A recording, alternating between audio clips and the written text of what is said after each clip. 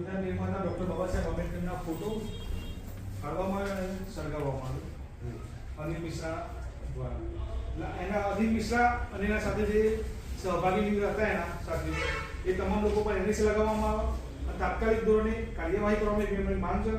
અને જો ભવિષ્યમાં આવી ઘટનાઓ ફરી બનશે તો અમે સરકાર અને વહીવટીતંત્રને સ્પષ્ટ ચેતવણી આપીએ છીએ કે જો બાબા સાહેબનું અપમાન કરવા બદલ જવાબદાર લોકો સામે કડક અને ઝડપી ઉદાહરણરૂપ પગલાં લેવામાં નહીં આવે તો એવું માનવામાં આવશે કે સરકાર પોતે બંધારણ વિરોધી શક્તિઓ સાથે ઊભી છે.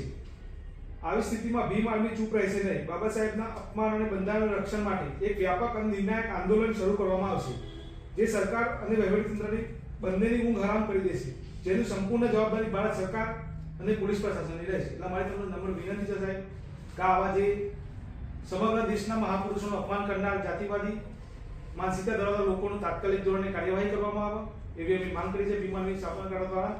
અને આ લેટરની સાથે અમે નગીના લોકસભા સાંસદ માનનીય ચંદ્રશેખર આઝાદનું જમીશ શાહ અને લેટર લખીને અમે માંગ કરી છે એનએસએ લગાવવાની, એની પણ કોપી જોઈન કરી છે.